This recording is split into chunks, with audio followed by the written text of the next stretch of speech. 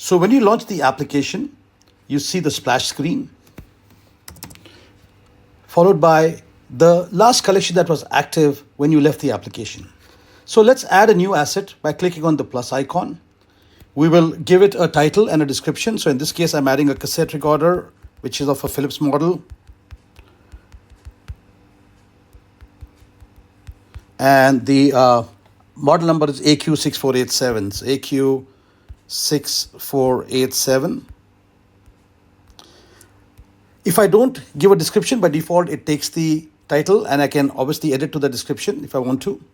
Let's go and add some tags.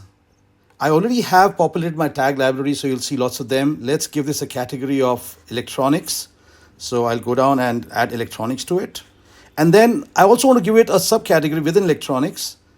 I go up and I see I don't have something called a cassette recorder. I actually have a cassette recorder, so I will add that cassette recorder out here.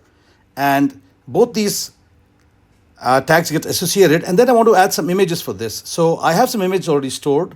So I'll click on the image loading and say open the photo library, and then pick up an image which is there of the cassette recorder, add that, and be done with it.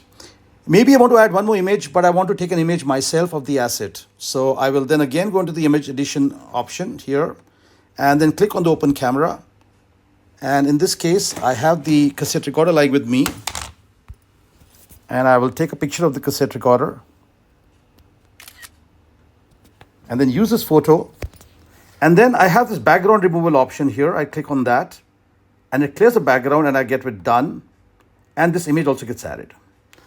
Now I also want to add the user manual for this particular device. So I click on the documents section and I say attach a file, and I already have some pages available to me. So I simply go into my recent section and I find the Philips AQ647 manual. I add that, I open it, and that also gets added. Let's assume that I didn't have available document scanned, so I can scan it from here itself. I'm going to say scan, and I have the documentation available to me here. So I am going to scan that particular document. And then if I'm okay with it, I simply go into the save icon and I just save that particular document, and that also gets added ahead out here. And I can now save my asset.